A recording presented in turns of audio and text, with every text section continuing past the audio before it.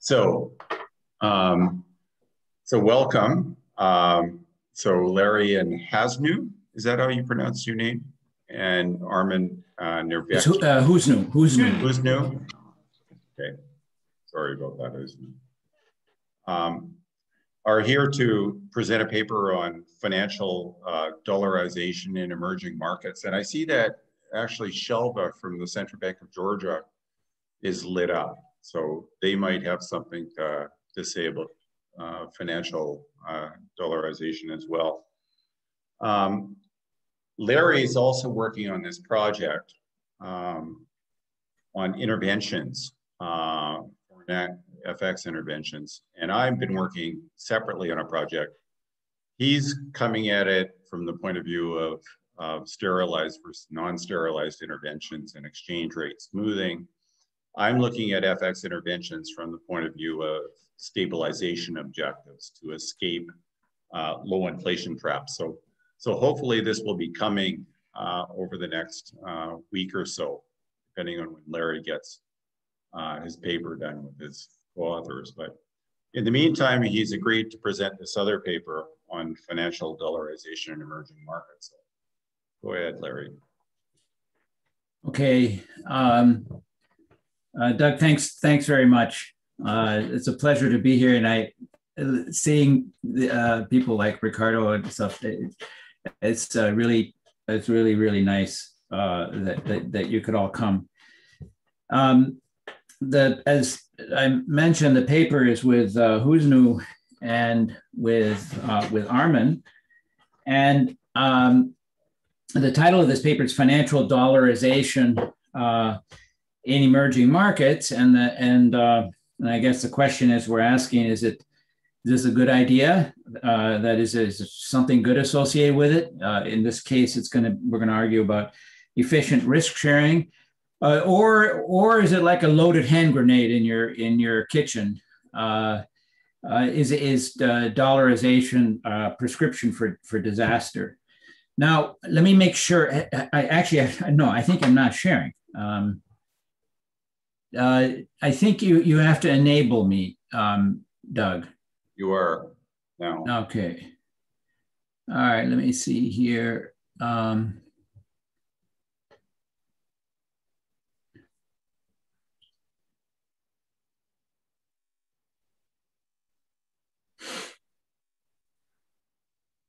Okay, so sorry, we got together 30 minutes early precisely to do all of this, and we got a little bit distracted. Anyway, so here's the title page.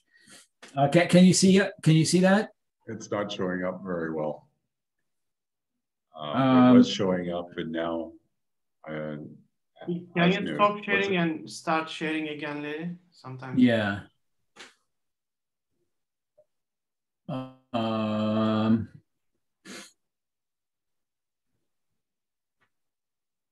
Let's see here.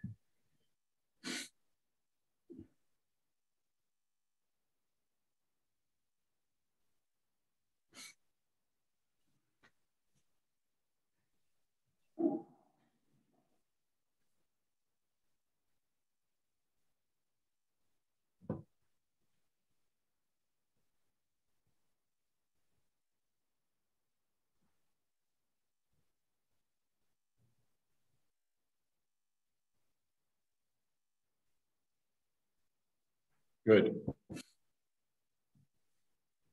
I need to move this out of the way. Is it still good?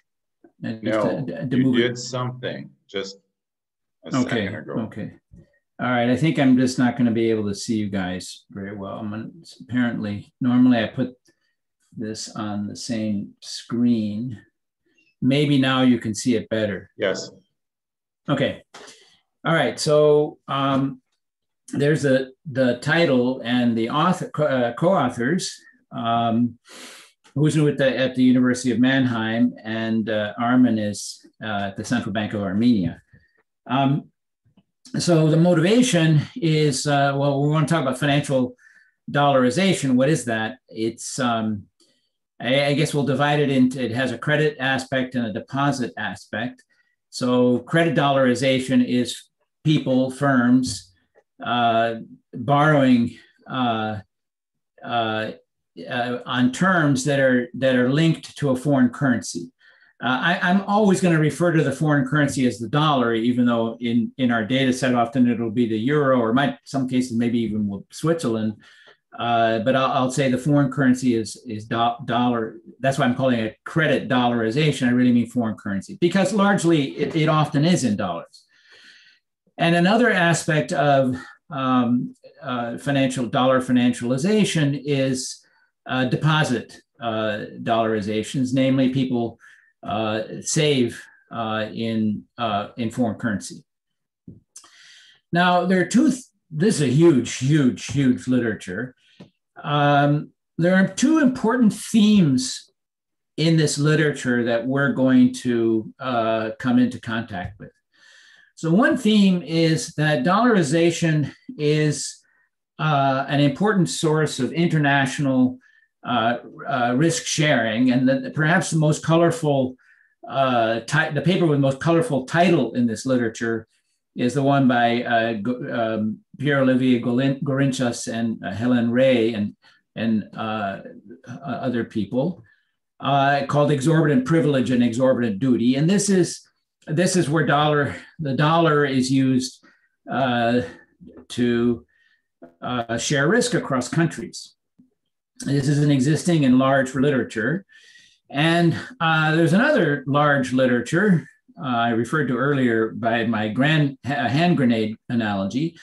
There's another large literature which thinks of dollarization, financial dollarization, as a source of financial fragility, and perhaps maybe the logo of that literature could be my own colleague Guido Lorenzoni and Baccola, who have a paper in the AR in which they describe a theoretical model in which, when you dollarize, it actually creates sunspots and periodic explosions in your financial system. But that's a theoretical paper.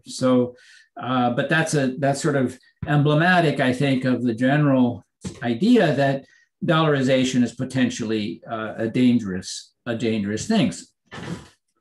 So what are we going to find? Well, one of our findings is that yes, dollarized financial instruments, instruments where the payoffs are indexed to the dollar, are important insurance, but their insurance, the value of their insurance is they provide intranational insurance. It's an the insurance arrangement is for one group of people to insure others within the same country. And in particular, we argue that the intranational insurance flows are much bigger than the international insurance flows coming from dollarization. The simple insight is, and maybe I'm over trivializing it, but the simple insight is that gross flows, which are a measure of the intranational insurance, are much bigger than net flows, financial flows, which are what international insurance is all about. And of course, we know in many contexts, the difference between gross and net makes a huge difference. So here too, the net is relatively small. That's the part that has international insurance associated with it. And the gross is huge. And that has to do with people within rich countries insuring each other and people within emerging market countries emerging each other. So we're going to argue that the dollarization is a good insurance mechanism, but it's an intranational one primarily, and not so much an international one.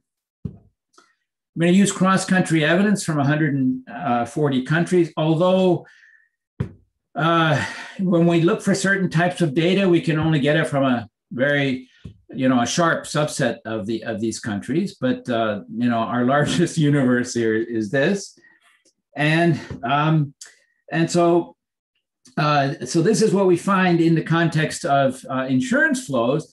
In terms of whether this thing is a loaded hand grenade, what we do is we go to exactly the data which would show us if dollarization was a hand grenade and likely to blow you up. When we go to that data, what we find is we see that, for example, we look at the frequency of banking crises, and we find that dollarization does not seem to be associated with the frequency of banking crisis. We look at we then condition, we say, let's suppose you have a crisis. I don't know how you got it. Suppose you have a crisis.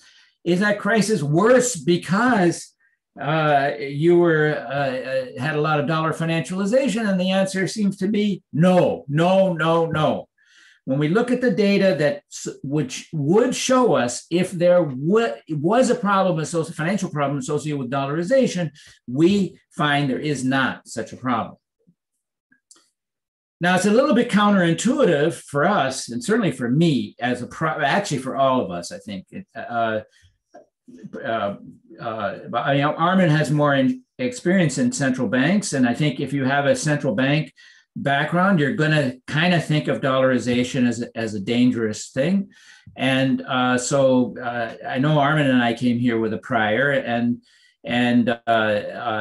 Huznu, of course, is a little bit younger, so he's a little bit more like the white slate when at the beginning. I should say these ideas were very much stressed in Huznu's own dissertation. So, but I think his prior, probably before his dissertation, was that dollarization is a loaded hand grenade. So when we look at the data, we find no evidence of that dollarization is associated with any of the problems that people typically associate with it. And to be honest, we were skeptical, so we decided to dig a little bit deeper. And what we do is we look at Peru as a case study, and we look at it very closely at firm level data to see if we can make sense out of this idea that these things don't matter. We actually also have data on Armenia, but I'm not going to talk about that here. And then we ask in this data on Peru, is there any evidence that firms with dollar liabilities experience balance sheet constraints after a depreciation? And the answer we come up with is no. And not only that, but it turns out there are other studies that are reaching the same conclusion. Bleakley and Cohen is an example. Look at 5 other economies. And fundamentally, what's going on, if you want the intuition, like how could it be that dollarization is not associated with financial crisis?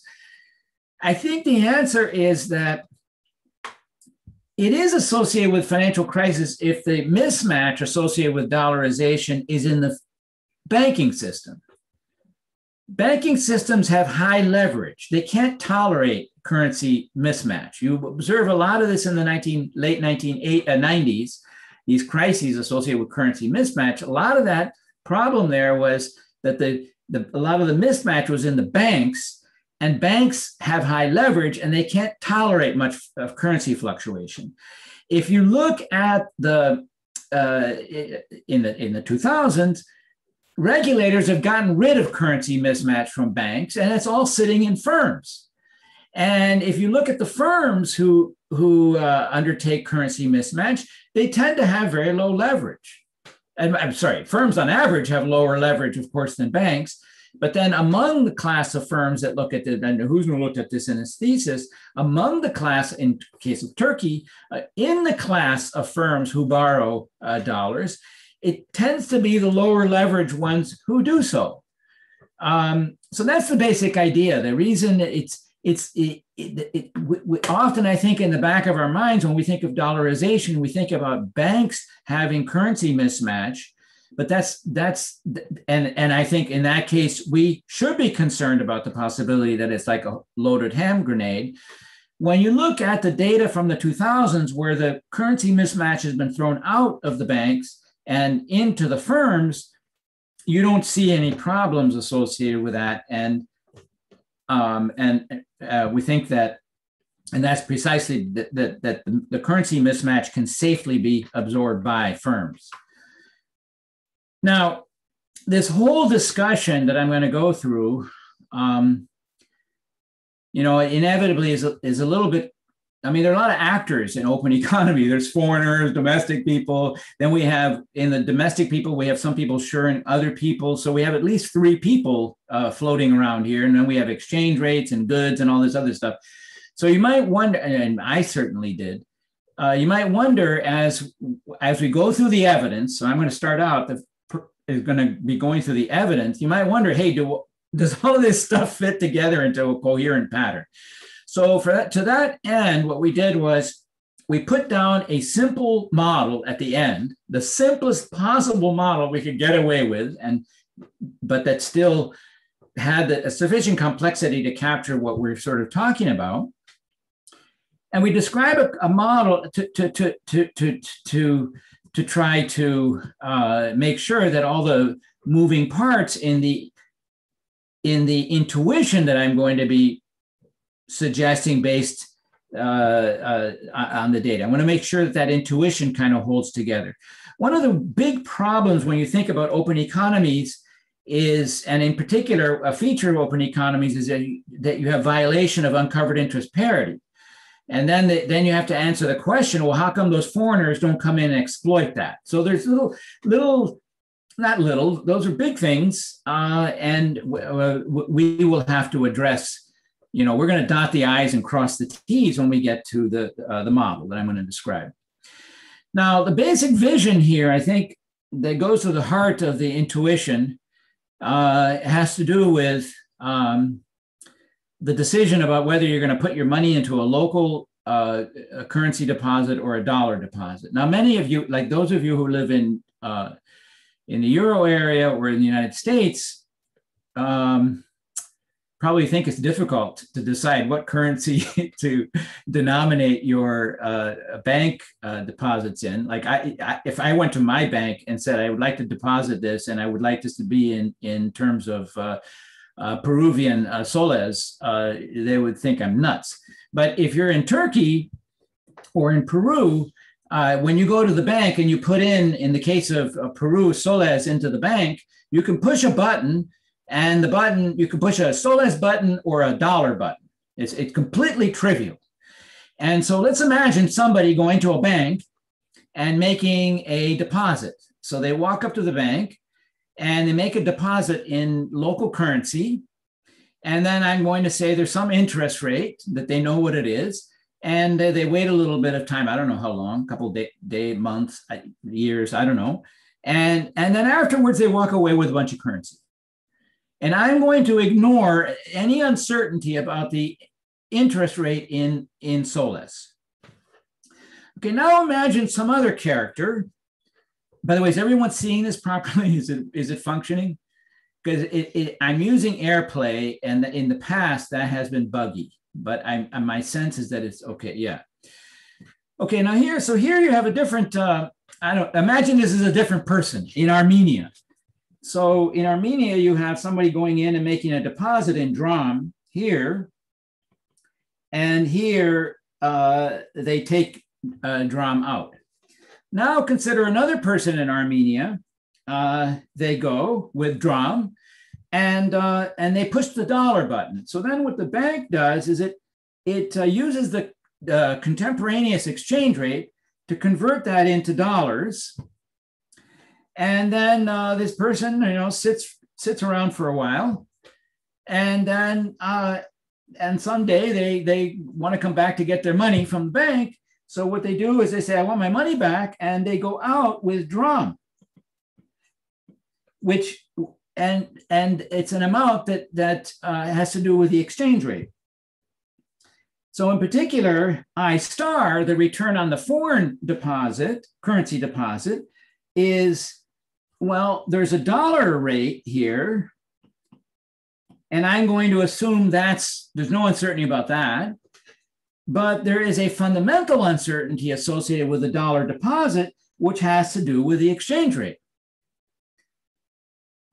because this person who walks out with drum at the end of the day walks out with a lot of drum if the dollar is appreciated, and with a small amount of drum if the dollar is depreciated. Now, just to be very clear what it is that we're talking about in this paper, imagine that over here we're in a recession. Suppose that this is a recession. Then this person who walks, I'm sorry, maybe this is too simple.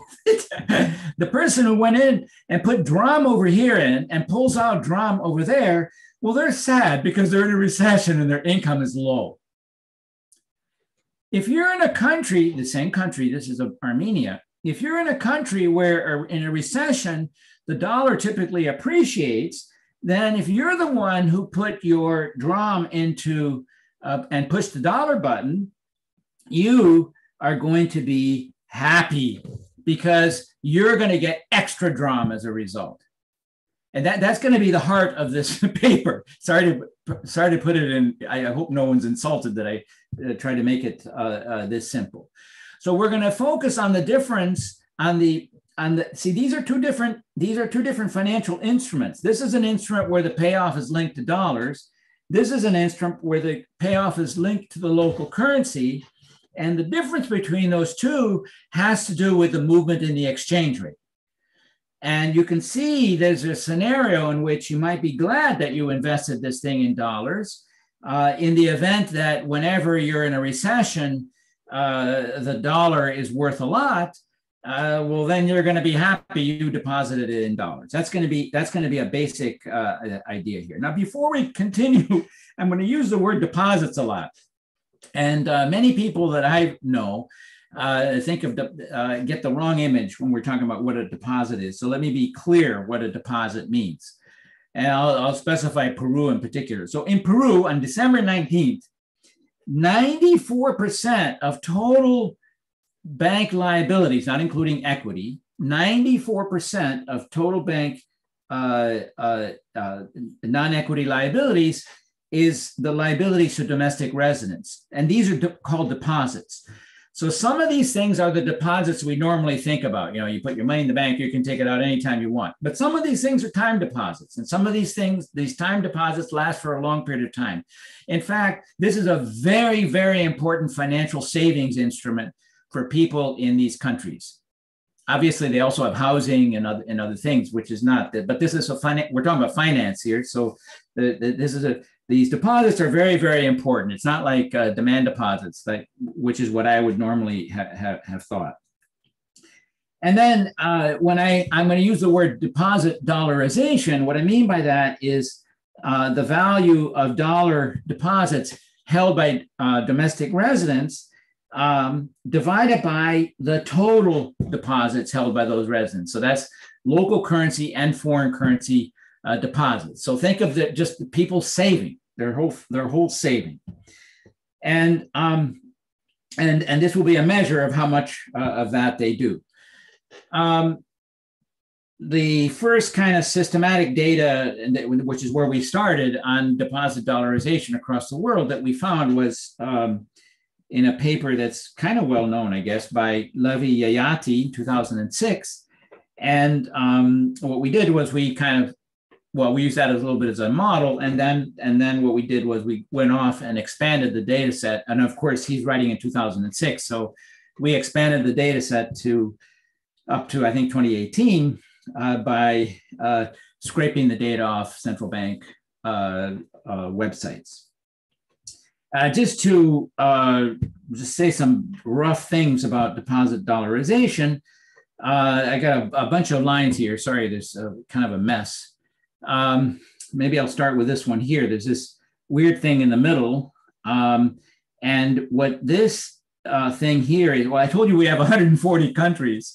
And this shows you how many countries we have in the cross section at each date. And you can see, well, actually, I was lying. It doesn't actually, we have one country back here.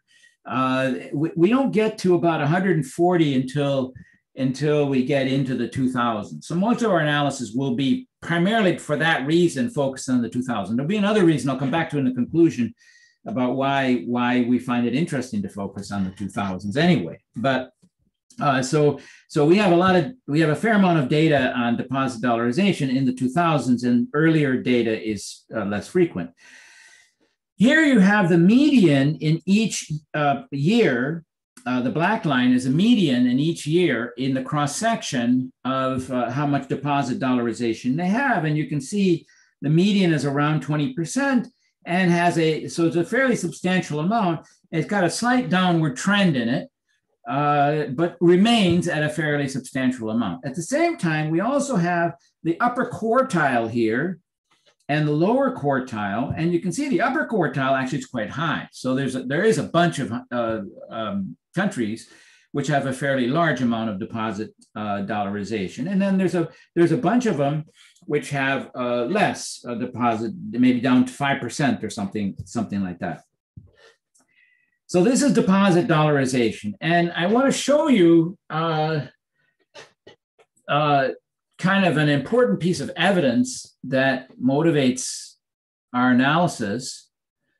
I have to tell you that in the process of showing you the data, I'm going to be simultaneously spilling out what is our economic hypothesis, but I'm going to be doing it in intuitive terms as I show you the data. And and you might wonder, does intuition make any real sense? And that'll be the purpose of the model at the end. At the end of the model, I'm going to take that intuition and write it down as a mathematical proposition. But here we have a basic. I'm going to show you a basic set of data which motivates a lot of this work. And what the data has on the horizontal axis, you can see there is deposit dollarization going from 0 to 100%. And on the vertical axis, we have, well, I never understand these things. So I say this is the amount that currency depreciates in recession, and that amount is bigger as we go down. As we go in the down direction, the currency depreciates more in a recession. And what you can see is that when in the countries where deposit dollarization is high, you tend to see, now you see other stuff. We're not talking about something that's on a straight line here, but and I'll get to that also at the end.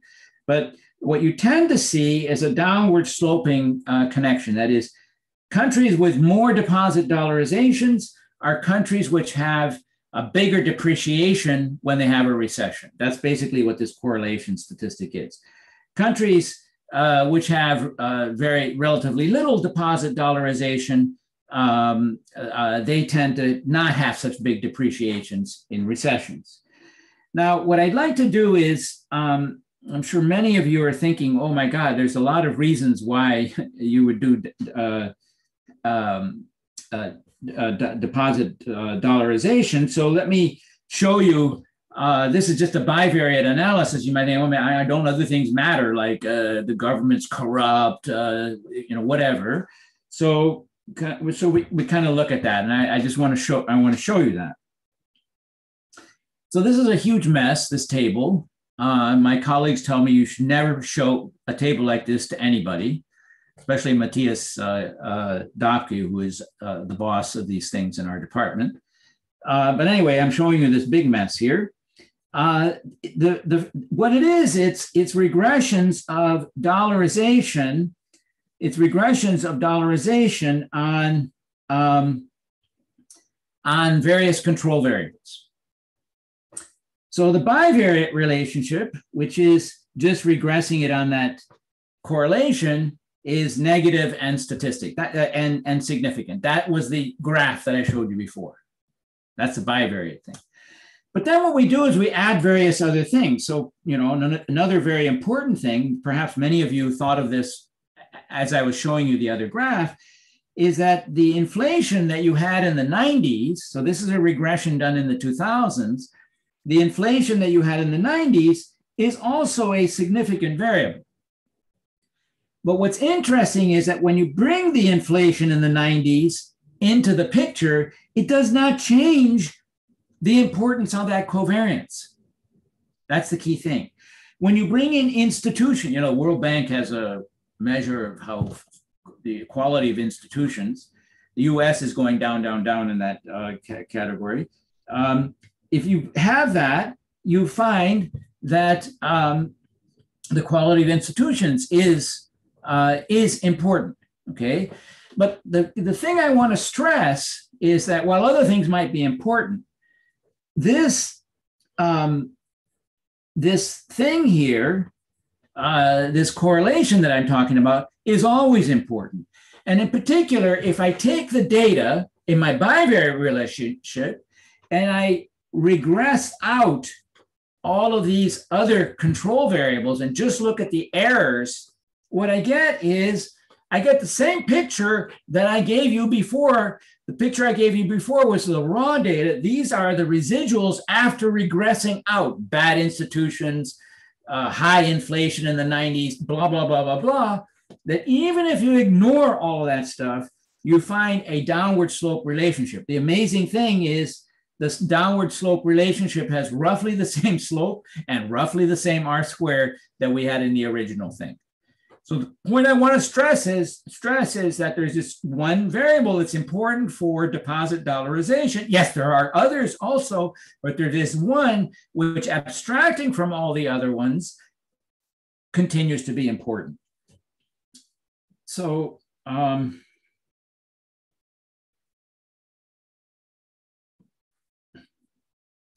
okay, so if we look at this picture, this is going to be an important motivating picture for our analysis. And in particular, we're going to kind of jump to an interpretation, an insurance interpretation of this. So I'm now going to kind of mix up model and data a little bit. I'll call it a hypothesis, so I'm being clear here. I'm now talking about a kind of a model. So this picture gives us a hypothesis. Hey, maybe that picture gives us the tells us about the causality going from the cross-sectional variation in the amount by which the exchange rate depreciates in a recession to the amount of deposit dollarization. That's a hypothesis. Suppose that hypothesis were true. You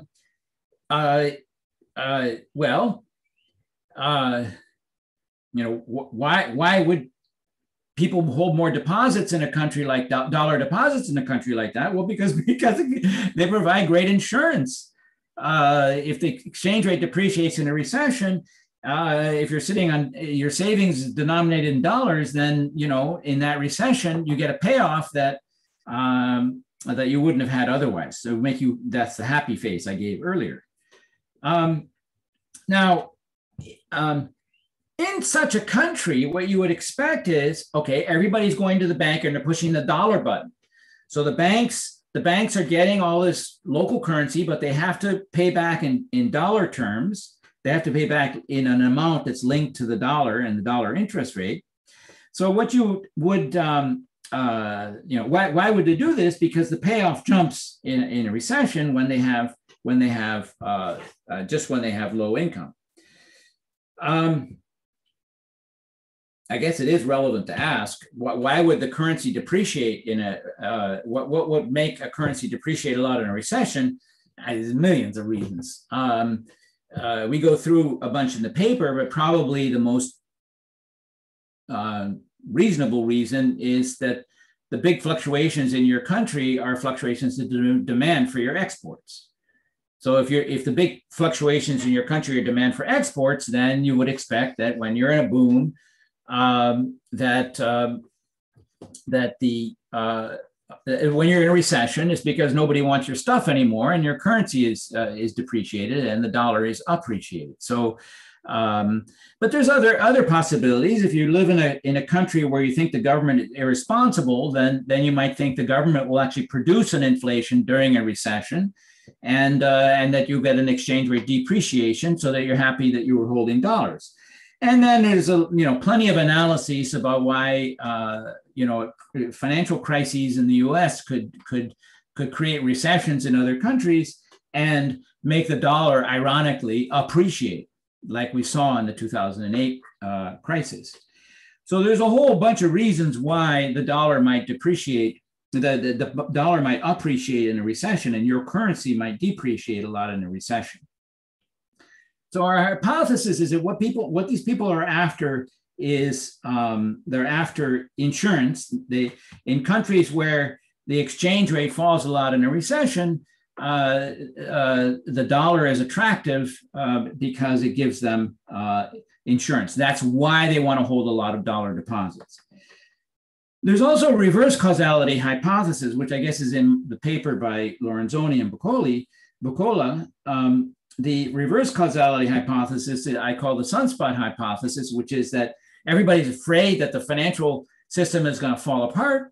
And so they denominate all of their deposits in dollars because of that fear. And then that creates a mismatch in the banks or somewhere. And that causes the crisis that they were afraid of in the first place. So this is the hand grenade. This is the hand grenade model.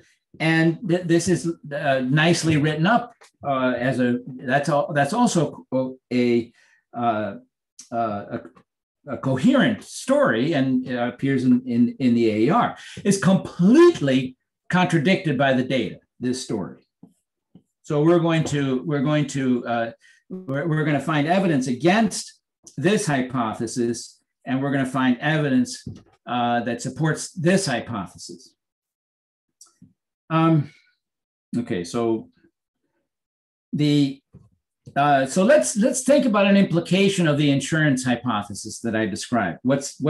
Suppose you're in a country where the currency, the dollar appreciates a lot in a recession, or the currency depreciates a lot in a recession, so that people want like dollars because it provides them insurance. Well, okay, so everybody's going to the bank and they're pushing the dollar button when they make their deposit. What does that mean? It means that the banks have a lot of dollar liabilities. And they don't have many local currency liabilities, peso liabilities. Now, the feature of regulations in the 2000s is that banks are required to have no currency mismatch, which means that you push the dollar button, then the bank has to acquire dollar assets. And if nobody's pushing the local currency button, then the bank will not be providing any local currency assets. So what you would expect there to be is a shortage of local currency in countries where people want a lot of dollar deposits, because they're depositing their money in dollar form. By the way, we don't need dollars for that. We could be in financial autarky and do all of this stuff. As I said in my earlier example, you walk in with DRAM, you walk out with DRAM. There's no dollar. It was no dollar actually involved. The dollar interest rate was involved and the dollar exchange rate was involved. So those two things have to be defined, but nobody actually has to have any dollars to do this. In the same way that if I'm living in Chile, I can have bets with my buddies about what's going to happen to the price of Apple. And, none of us has any shares in Apple or anything. We just place bets. And then if the shares go up, I lose and my friend wins, and the shares go down. We don't need actual dollars to do any of this stuff.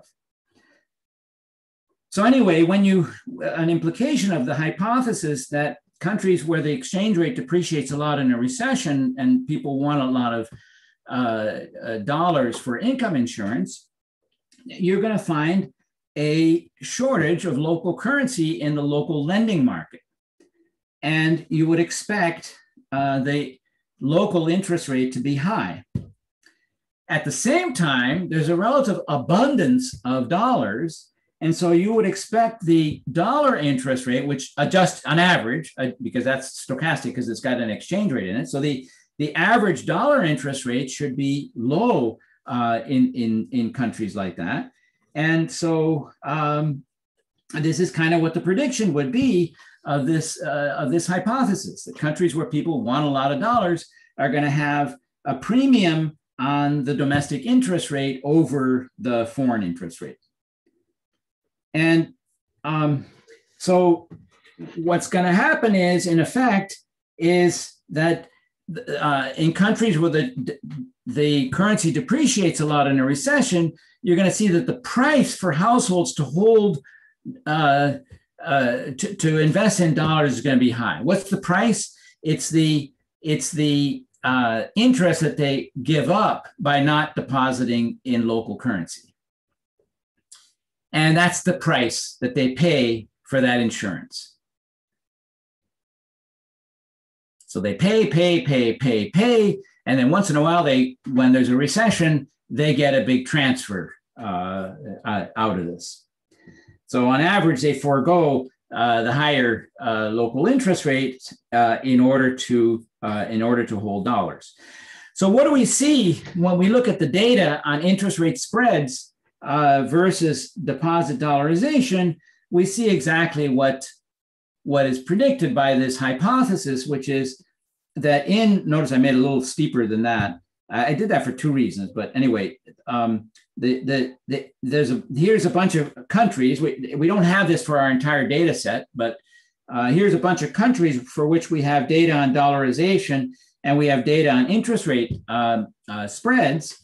And what you see is that there's a positive relationship there. The interest rate spread is higher in countries where there's more dollarization, deposit dollarization, and that's consistent with this insurance hypothesis. What it looks like is, very, very simple model would be I minus I star. So this is the price of holding dollars. The price of holding dollars is the interest I that you give up by the interest rate I that you give up by holding dollars instead. You're losing this. So the households, the demand curve, it looks like this. There's a demand curve, and the demand is a function of how much exchange FX falls in recession. And for a given covariance, you're going to have a downward sloping curve. Then somehow the world must provide an upward, and this is where the model is going to have to come in too. There must be an upward supply curve so the household wants assets. Then there has to be somebody who's supplying assets, dollar assets, and that must be upward sloping. And what we see in the cross section of countries is that this thing is shifting back and forth. That seems to be what's going on. In countries with high deposit dollarization, there's a lot of demand for dollar deposits that drives up their price. And then in countries with low, where the exchange rate doesn't fall so much in a recession, there's less demand and then you get less price. This is what we kind of see. It looks like this is tracing out the supply curve. There's an upward slope, looks like an upward sloping supply curve.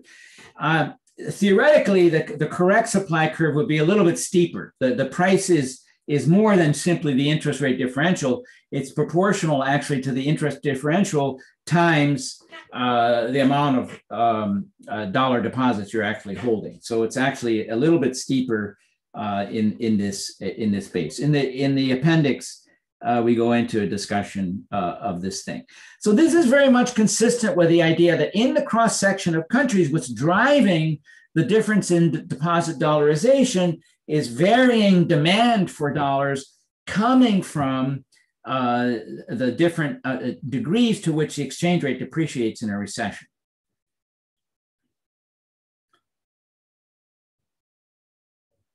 so the price of dollars, holding dollars, is high in economies with high deposit dollarization. People in high dollarization countries must be getting some kind of a non-pecuniary benefit for that. And what the hypothesis is that non-pecuniary benefit is the insurance that they get by holding dollar deposits. Now, there's a couple of things left open here, like, for example, what is this supply curve? What is this about? And why would it be upward sloping? So in standard models, if you go back 20 years, you would have foreigners, the minute they saw an interest rate premium in this economy, they will come in and wipe it out by, so in other words, the standard view would be that there's a supply curve that's actually flat. And we're going to have to address why this supply curve seems to be upward sloping, or put differently, we're going to have to address why UIP doesn't hold in the data. It's part of the, and of course, we're going to have to get really precise about that. When the model will give me the opportunity to be very, very precise about why UIP does not hold in the data. Larry, can I ask a quick question? Yeah. In many countries with high interest rates also have a situation where you can predict that a big depreciation is going to come, but because they manage the exchange rate, you don't know when it's going to come. So I would expect to have this kind of correlation in countries that have high interest rates. There is uncertain timing of a depreciation and an incentive to dollarize. Are you going to tell us how recessions really come into the picture in the data, or could I have that alternative view? My co-authors ought to correct me if I give you the wrong answer now, but the only way we're going to bring recessions into the picture in our analysis is through this correlation I'm showing you. So this is annual data. So when you do a correlation of this type, you're basically talking about the relationship between these variables over the business cycle. We are not talking about the relationship from day to day, but annually. Now, I think there's another aspect. So there's two aspects to your question. I think it was primarily empirical, but it may have been also partly theoretical. Of course, when we write down our model, we're going to have to be really, we're going to have to be very clear.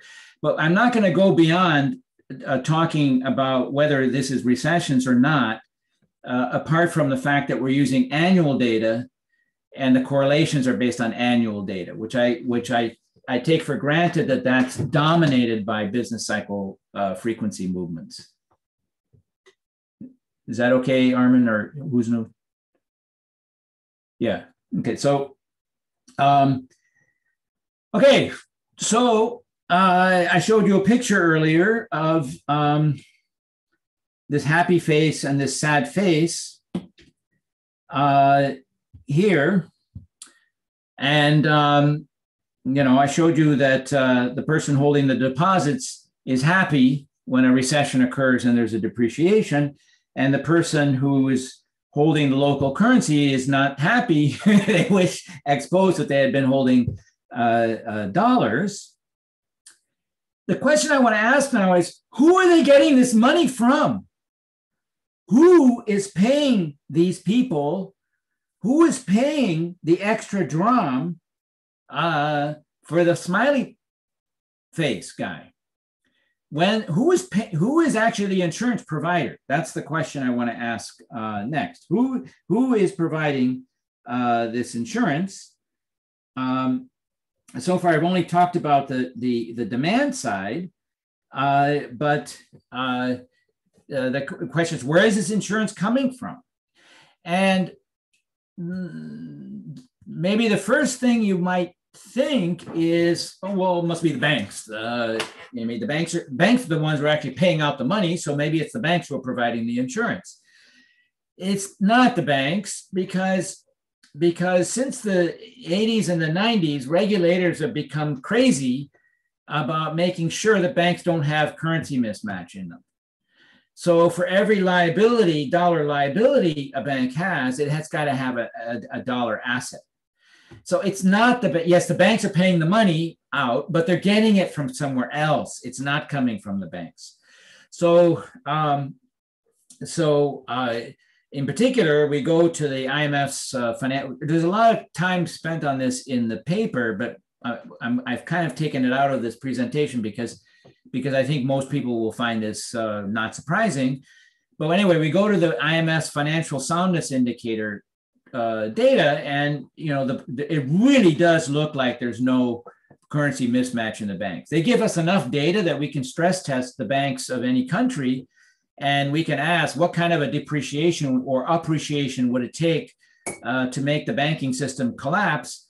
And in many countries, there's no amount of depreciation or appreciation which could cause a collapse. Actually, most of the vast majorities of those countries are like that. And in the ones in which you could get a collapse, we found in some cases, because we contacted the people from those countries, they actually have derivatives which are not, they didn't report to the IMF, they were supposed to. So they're actually safer than they look. And then, but the other ones, they would need the currency to depreciate by, 10 times, a factor of 10. So those banks look like they're pretty much locked up in terms of currency mismatch. So the extra dollars that you're getting, the extra local currency that you're getting in a recession because you made your deposits in dollars ain't coming from the banks. The banks are getting it from somewhere else. So question is, where are they getting it? This is the big question. I mean, at some level, that's the theme of this paper, is about where they get the money. And so the simplest scenario you can imagine is where the household goes with lira or something to the bank and converts it immediately into $100. And then the firm makes a dollar-denominated $100 loan. The bank makes a $100 denominated loan to a firm. That's the simplest, scenario that you can imagine. And in that case, it's clear who's paying the insurance. In that case, it's the firm or the owners of the firm, the households that own the firm, who are paying the insurance to the households who are making the deposits. So that's where the insurance is coming from. And the households that own the firm aren't happy about providing this insurance in recessions, especially because recessions are not good times for households that own firm either. So the households that own the firms have to be compensated in normal times by this premium on, they need to be able to borrow at a low interest rate. So this is the simplest scenario where you could imagine it's the firms that are providing the insurance.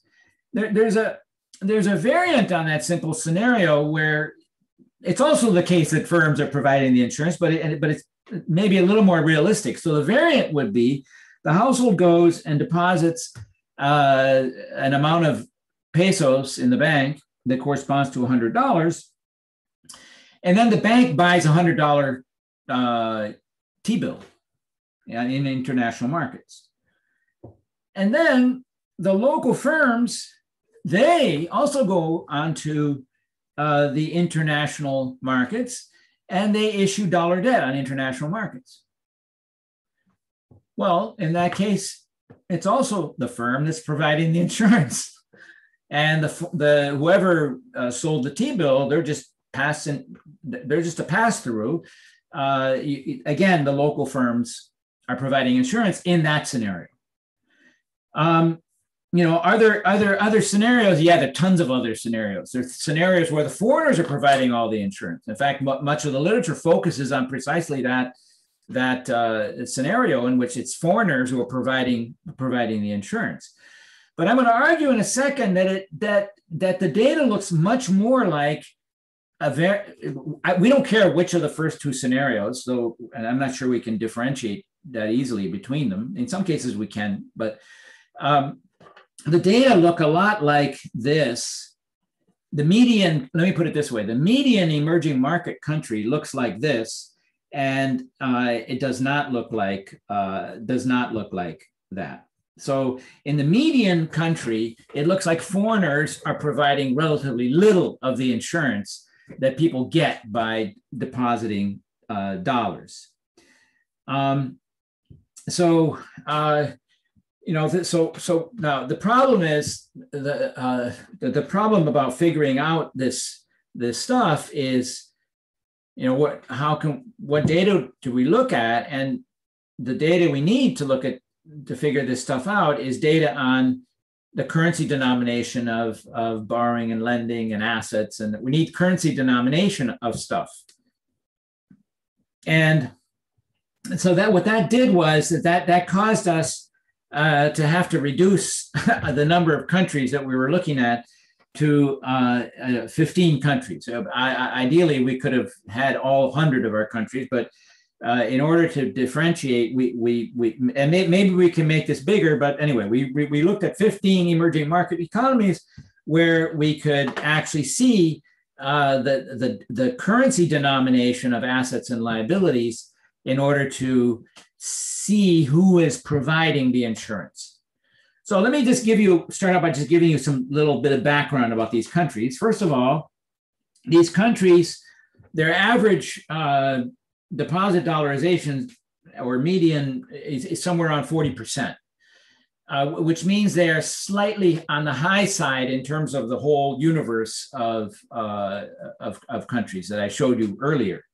There's slightly more deposit dollarized. Now, I want to show you a few other things before I answer this question, which will be the question. The answer to the question will appear in these two columns, but I need to set the stage a little bit for you before I do that. So first question is, can we differentiate between households and firms? And is there some kind of difference? Well, in these countries, the central banks tell us whether they're households or firms. And what we find is in the average or median country, most of the deposits are held by what they call households. Now, what exactly that means, of course, we don't know. We suspect, for example, that a lot of things, firm deposits are actually household deposits because a lot of firms are run and managed by a family, and they may very well mix up their family, accounts with their firm accounts. But in any case, what we see is most dollar deposits, are, at least in our little universe here, are in fact held by household. Not 100% though, because then this would be infinite. The other thing that's interesting here, that's from the question point of view of the question that I'm asking, is how much money, or where are what is the relationship between the amount of dollars that firms get and the amount of dollar loans that banks make? And kind of, I don't know, to me shocking is that the amount of borrowing of dollars by firms is about is a little bit less than the amount of loans made by banks. So it looks almost, of course this is not true, but in terms of quantities of money, money's fungible, but so quantities of money, the amount of dollars that firms are borrowing from banks is sort of the same.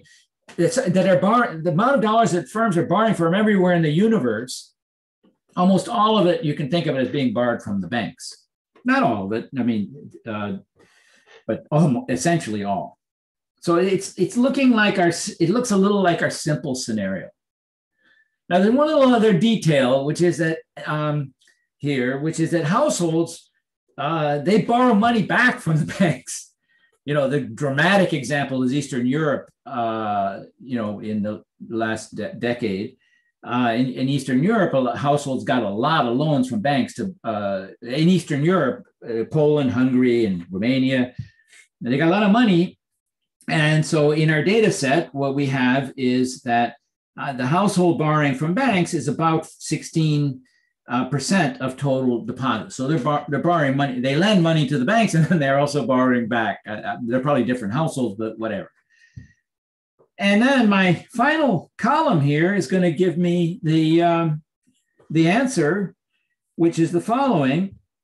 So here I have, in the numerator, I have total dollar borrowing by firms divided by total deposits. And here I have household borrowing from banks. So this is total dollar borrowing from firms, total by bank. And then in the denominator, total deposits. And notice, I mean, it's kind of crazy. This plus that is approximately equal to 1. So total borrowing in these economies is approximately equal to the total deposits. The deposits coming in dollars are roughly the same amount as the amount that's going out in the form of dollar loans inside the country.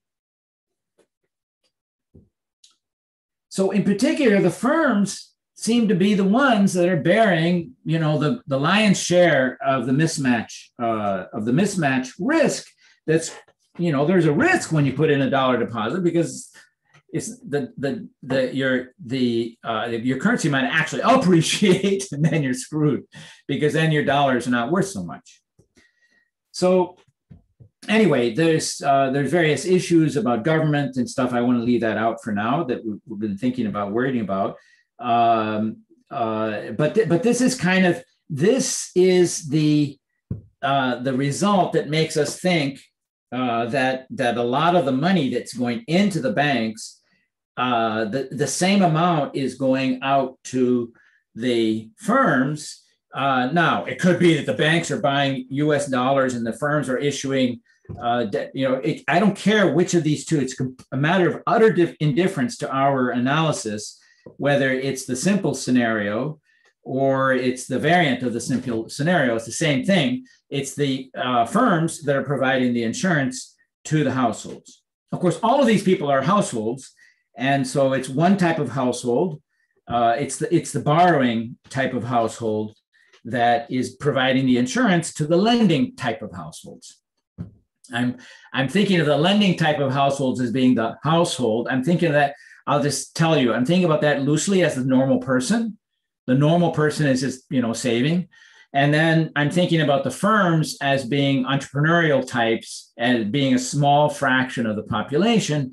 They're the ones who use these funds to, whatever they do, build big things and, whatever. They're the capitalist, or the capitalists or something. Of course, we don't know that. We don't have direct evidence on that picture that I just described. Harry, can I say something? We're past the 1 hour mark. So how much longer do you have to go over? So I was thinking that we were going to go till 11. And another half hour.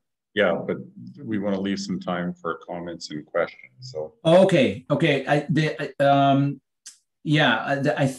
thought was that people could do it during the presentation, have comments and questions. That's so. But I can aim for leaving so I can go another 15 minutes, and then we would have 10 minutes in case people want to ask questions. In case we want a question and answer period at the end. So if anybody wants to pose something now, I think they should feel free to. So because we're actually at a little bit past the time that we normally do for comments and questions. Okay? So yeah, I mean, when we discussed this, I suggested that we could just have questions during I thought you agreed that we have questions throughout the whole discussion, and then we wouldn't leave but it's fine. I can, So my big question, my burning question, okay, is that you're telling a loanable funds money story where people are taking some money into the bank, okay, and they're depositing these in US dollars, and then the banks, because they don't want to take on the risk, are making loans. Okay. Now, the way that I normally think about it is the opposite way, that the banking sector as a whole makes these loans. And when they issue these dollar denominated mortgages, say, to households at really low interest rates, everybody knows, this comes back to Bezdad's point, everybody knows that it's going to put the economy at risk to see a depreciation. Puts the central bank in a very awkward position of allowing depreciation, because people, even though the bank doesn't have currency mismatch, it does face a lot of credit risk, because if there is a depreciation, people won't be able to pay off, pay their mortgages and so on. And as a result of that, everybody that understands the risk in these emerging markets, if they're naturally going to hold, their assets in foreign currency. So it's, whereas you're telling the story that people are taking this money into the bank and the banks are lending it out. Yeah, and we interpret it that way because we see that we interpret the data as suggesting that when people put the money in the bank, it's because they specifically want that. And why is that? Why do we interpret it that way? Well, because the price they pay for sticking that dollars in the bank is higher and higher the more dollars they put in the bank. So it's the story. It looks like, given I'm just thinking about standard price theory. You can ask the question. You see quantities changing of deposit dollarization across the world, and then you ask, well, is it demand or supply? Is it the people who are supplying the assets, or is it into the banks? Or is it the people that are taking out the loans that correspond to that? And the answer is provided by the price. If you see quantity moving and I want to know, is it demand or is it supply? I look at the price to see where it's coming from. I look at the price here and I see that the interest rate movements across countries suggest that what the high dollarization countries are places where people want to put their currency in the form of dollars because they're paying for it. And I also see a reason why they might want to pay for it, which is that in those same countries where they're holding a lot of dollars, the currency depreciates a lot in a recession.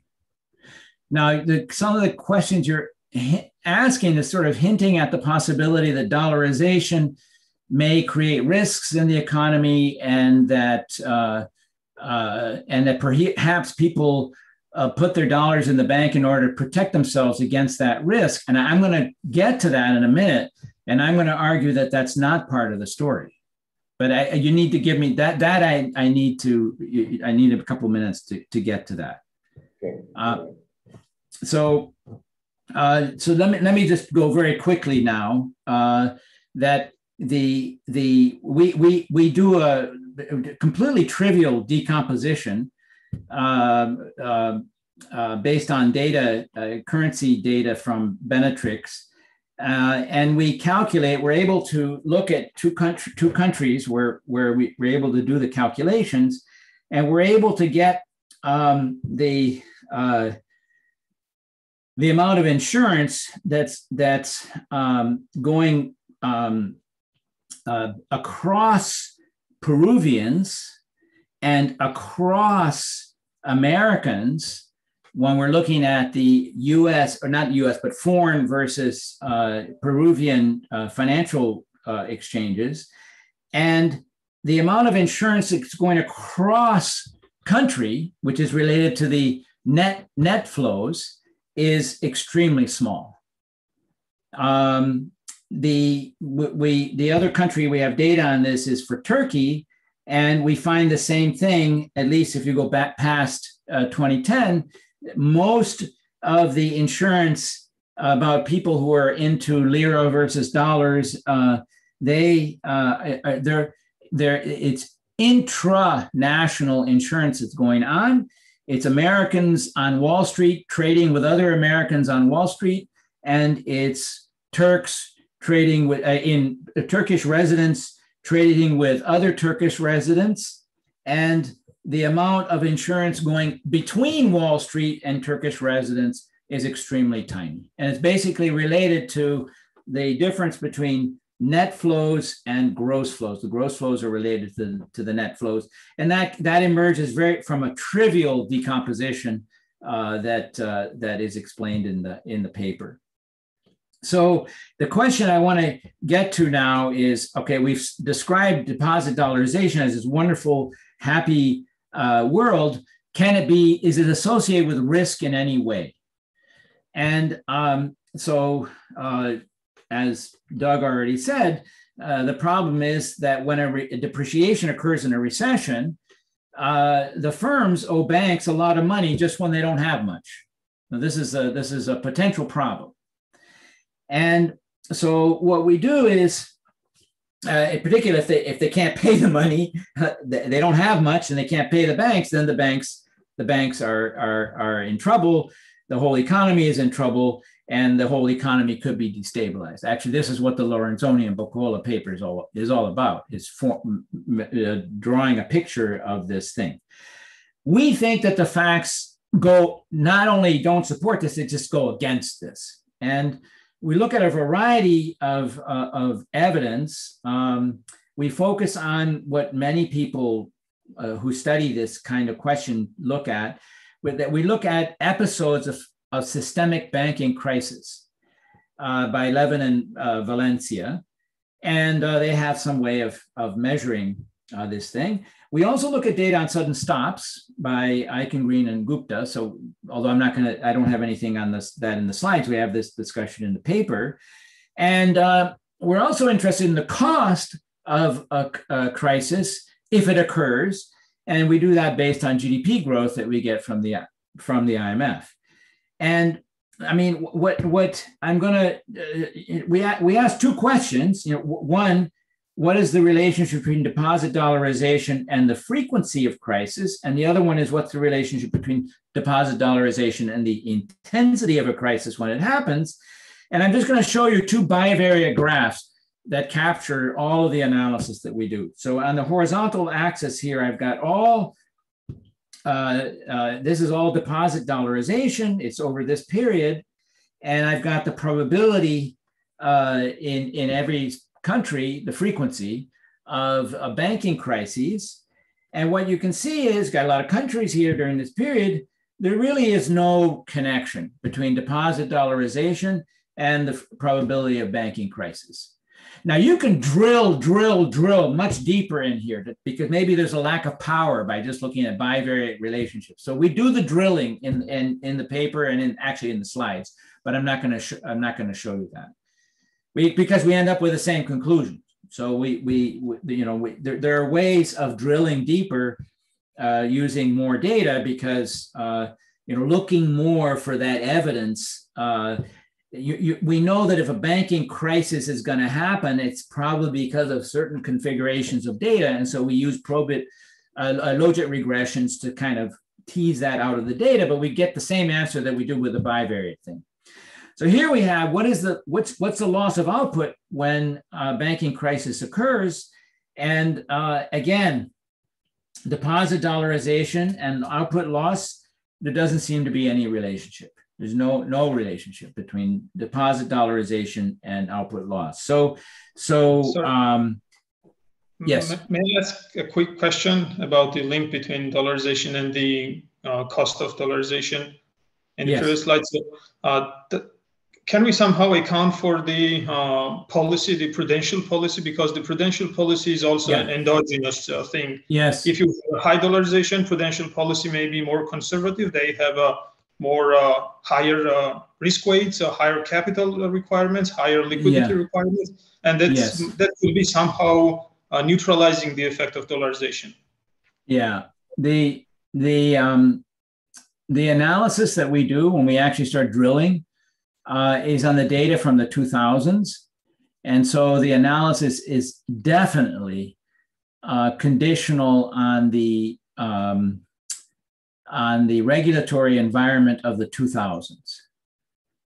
And in particular, we are raising no, the analysis is conditional on that regulatory environment. And I think what we're concluding is that that regulatory environment is great. However, within that regulatory environment, there is no need to be concerned about deposit dollarization per se. You want to keep currency mismatch out of the banks. You also want to have no term mismatch in dollars in banks, because term mismatch can translate in 10 minutes into a currency mismatch. And so now we don't have much data on that, but in the case of Peru, we see a lot less term mismatch in banks, in the Peruvian banks.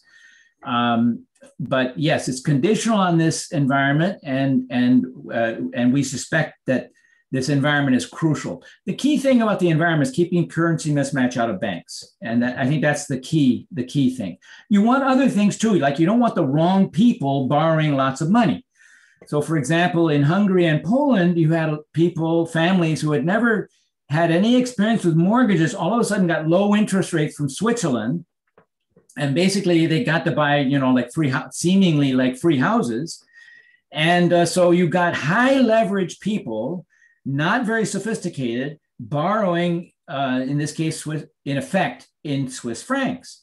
And, and now in Eastern Europe, of course, the regulators, they're opposed to that. And I think regulation is very important. Absolutely.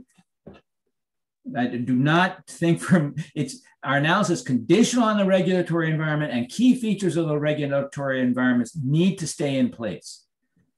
The only question here is this system of being able to push a dollar button or a local currency button, is that a good idea or a bad idea? And keep in mind that if you push the dollar button, that means you're going for credit dollarization, not just deposit dollarization, but because of no currency mismatch, it means you're going to have firms borrowing in dollars, probably a lot of firms borrowing in dollars. And what we're saying is that doesn't seem to be a problem. Yeah, the reason why I was asking is that on the ground, what we see is that when there's a depreciation, the firms that have borrowed in foreign currency, their non-performing loans, the share of non-performing loans is increasing a lot. Like they're twice as much, at least, as the NPLs of the firms that have borrowed in local currency. So my surprise was that why we don't see this in the data. Actually, we see this in Georgian data. That's what I know for sure. In which data? In case of Georgia, I mean, we see a lot of. So I can tell you why in some countries we don't see that. Like in the case of Turkey, the non-performing loans is much lower for dollar loans than local currency loans. That's, of course, a selection phenomenon. It's because it's the safer firms and deeper pocket firms that borrow in dollars. You have to be pretty sophisticated to borrow in foreign currency. In Peru, we find that the non-performing loans is roughly the same between dollars and local currency. And we should get the data on Georgia, because Georgia may go against the hypothesis that we're talking about. And we've looked at Armenia. We don't see it, but we haven't quite gotten the kind of data that we have, say, for example, on Peru for Armenia or Turkey.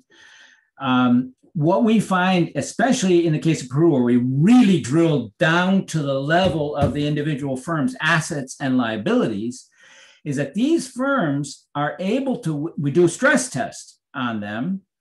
We double, triple, do crazy stuff with the exchange rate. We see what their assets and liabilities are in dollars and local currency, and we look for the place where they go bankrupt. To get a significant amount of bankruptcy, you have to have crazy amounts of depreciation. So our finding is that as long as if you move the risk out of the banks and into the firms, but yes, pay attention to what firms are taking these risks. But as long as, what we find is that generally speaking, the firms that take it, are let me give you a quote here. I'm running out of time, so I'm just going to give you a quote from, I don't know if I can, this is a wonderful quote because this is also found for this is very shocking. Again, Georgia may be a counterexample, and then we need to know about the counterexample. Okay, that's very important. But here is the conclusion that Bleakley and Cohen reach when they study firm level data in 5 Latin American countries, not including Peru. So we added Peru to the picture. Firms holding more dollar debt do not invest less than their peso indebted counterparts following a depreciation. So this is very strong reason. This is like it's not even an inconvenience that you're holding dollar debt, much less that you go into crisis or bankruptcy. And we want counterexamples to this, and I would very much appreciate if we can get, this kind of data, because I am personally very surprised by this. And I mean, all these things are shown in here. In the case of Peru, we take advantage of a big depreciation that occurred. We have the same thing going on in Armenia. In Armenia in 2014, in 2 months, there's a 17% depreciation in 2 months. And then we have the data on what happens to the firms afterwards. And it looks like didn't matter that much if you have a currency mismatch or not. In Peru, it's a little bit less clean because it takes 3 years for this 33% depreciation to actually occur. But we're able to watch firms over this period, and we find that the ones who are whether they're exporters or non-exporters, it doesn't matter. We reach exactly the Bleakley and Cohen conclusion, which is if they started out this period here with a big currency mismatch, the amount of investment they're doing over here is about the same as the ones who start out without a currency mismatch. So we don't see any evidence in this data. Here, for example, is the data I mentioned on non-performing loan rates for local currency and foreign currencies, and they're kind of the same. They're very similar numbers. There's not a big difference. Again, because the firms that borrow dollars are not going to be, they're going to be the bigger firms, the firms that have deeper pockets, and so on. So let me, I'm not going to describe the whole model, but I want to do is I want to just tell you that we. Excuse me, can I ask a question yes. about the previous analysis? So we do actually yes. something very similar for Colombia, and we do find that the firms that borrowed more in 2014 in US dollars, they invest less, but especially they import much less. But that's only the case for the non-exporters, as was mentioned in the chat, and for the firms that do not have FX derivatives or FX assets. But if you look at the firms that don't have any of that, which are of course also the smaller firms, you see that they especially import less. And one reason for the exporting channel is that they actually have the FX revenues they have them in dollars because all the trade is invoiced in dollars. So, and I think you said that there are only like 100 firms in the sample. So I would assume that these are rather the bigger firms. So maybe you have a bit of a bias towards the exporting firms. So if you actually look deeper into the smaller firms that, are still very important for employment and investment, they may actually contribute to that. So do you have a paper that we can see? Yeah, I can send it. Yeah. Okay, because we need to see stuff like that. You're right about the kind of firms we're looking at in the case of Peru. In the case of Armenia, we have access to the entire credit registry data. Not we, but Armin does. So that means that I have access to every loan. On the other hand, the detail on assets and liabilities and currency denomination is not as clear. My prior was that as you get into the smaller and smaller firms, you're going to find less and less dollar borrowing, but I could be completely wrong about that. Also, we are able to, in the Peruvian data, distinguish between firms that are exporters and firms that are non-exporters. And what we find is that among the non-exporters, an exchange rate depreciation well, we have three interaction terms. So they have currency, we have currency mismatch, non-exporter, and then a depreciation. So if you have currency in mismatch and you're a non-exporter, your investment responds roughly the same to a currency depreciation as everybody else in that Peruvian data set. You're right that it's biased towards larger firms, but then there's a chance that that's actually the ones who are doing the borrowing. I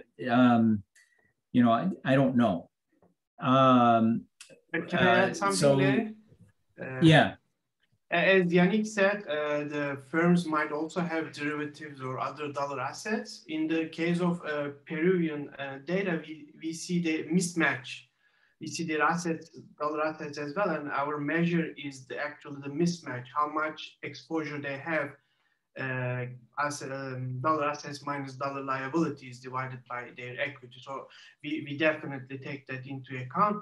And also, I mean, as Larry showed the non-performance data, actually we see an increase in non-performance of dollar loans. So, I mean, and that is very logical. But what we observe is it doesn't just go up triple or quadruple. But of course, we'll be happy to see if in other countries this is different.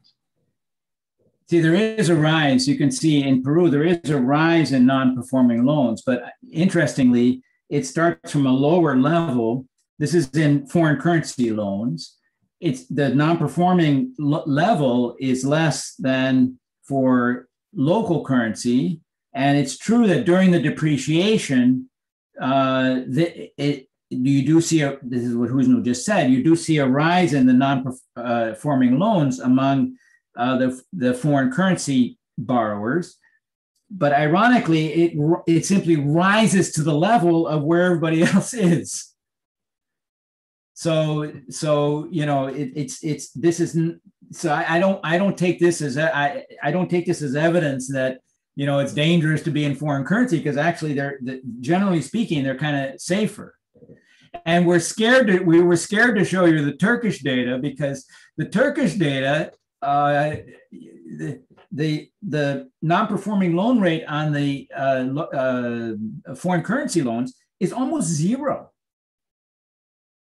And I mean, I think Husnu believes the data are correct, but he thinks that anybody who sees them will say this doesn't make it, you know. But in any event, in Turkey, we have evidence that this, you know, also goes with this view that there isn't any particular extra riskiness of. There's definitely selection going on. It's not the average firm that borrows dollars, I don't think.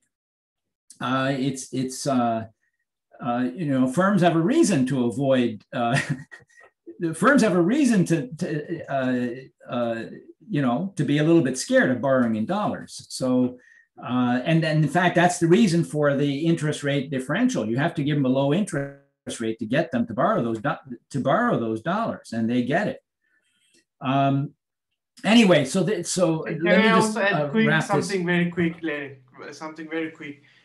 In the case of Turkey, anecdotal evidence tells us that banks actually require higher collateral when they are lending in dollars. So that might also explain why dollar non-performance could be low, because they are more collateralized.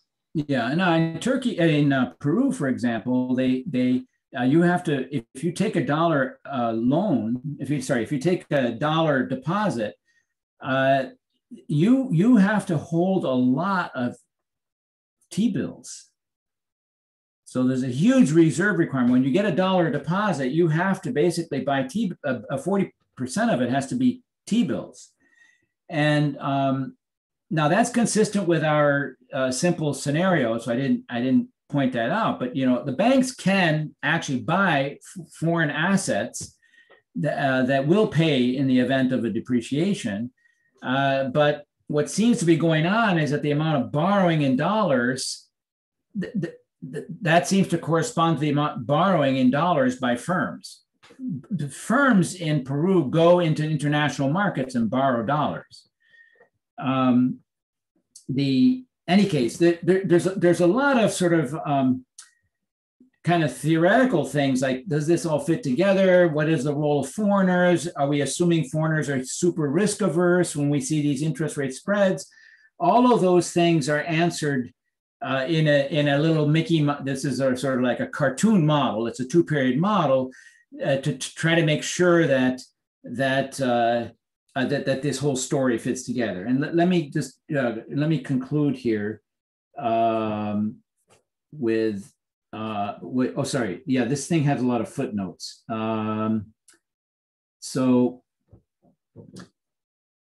Okay, so I guess I've been stressing this already.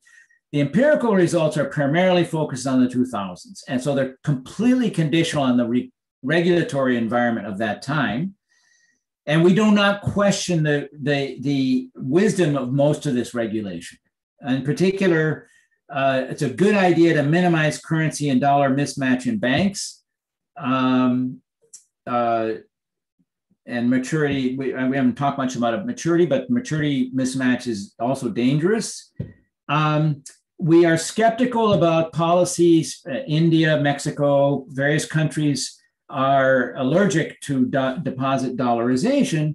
That per se does not seem, and therefore credit dollarization, because if households are saving money denominated in dollars, that means that people are they're going to have to be assets there that are correspond to dollars. We're skeptical about the concerns about that. Dollarization may have important unrecognized benefits, risk shifting, just like any financial assets are about risk shifting, and in particular, it's intranational risk shifting. In Peru, I remember when I was in Peru and they had the 30% depreciation, one of the Peruvian people at the central bank said, oh, it's terrible, firms borrow dollars and now we have the depreciation and they have to pay all this extra money to foreigners. And that was just not true. They were paying the extra money to other Peruvians. That's what's going on when there's a depreciation. Yes, the firms are paying more, but not to the foreign capitalist pigs. They're paying more to other Peruvians in the same country. So it's a part of an intranational insurance mechanism. And so our finding is that the financial risks associated with dollarization may not be as big as you think. There may be benefits and they may not be as big as you think. We actually do a welfare analysis in the model, and that corroborates kind of in the model is what we're talking about. The model is very simple. You may want to look at it just to make sure that, I find models are useful just to make sure that at least in a cartoon way, the ideas that are being described are coherent. Okay, we have a question from Alberta, who's been waiting for us. Yeah. Thank you so much. This is really very educative and interesting presentation. Thank you so much, Laura. Alberta, I think it's not loud enough. Okay, so thank you so much for there we go. Presentation. Yes, very educated. So I just have one little And I'm not hearing anything. Okay, so I have one question. Did I turn myself off? Oh, did you cannot hear me? Let me check if I'm. No, I'm on. Can you hear me now? Can you hear me now? Yes. Okay, so let me go straight to my question. I was actually thanking you for such a brilliant presentation. So, thanks. So what I would like to know is, what does high dollarization imply for monetary policy conduct, such that if a dollarization is so high and monetary policy conduct is adversely impacted, could it not could that not propagate banking crisis and financial risk and be a source of financial risk? So I want to understand from that perspective. Yeah. Thank you. So that's a very important concern. It's a great question because I wasn't going to say anything about that. But now that you say it, it's an important question because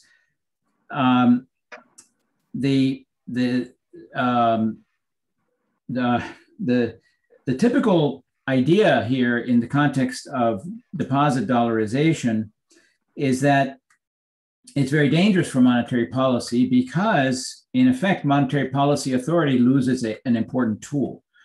So an important tool of a monetary authority is that if the economy is in a recession, that it can depreciate the currency and then and that will stimulate the economy because of expenditure switching effects. So this is a central thing about in monetary policy, which is a small open economy would like to have some control over economic activity in its own country. And it would, the typical thing is whether you start with the interest rate or whatever, the typical thing is you depreciate the exchange rate and that gets you going.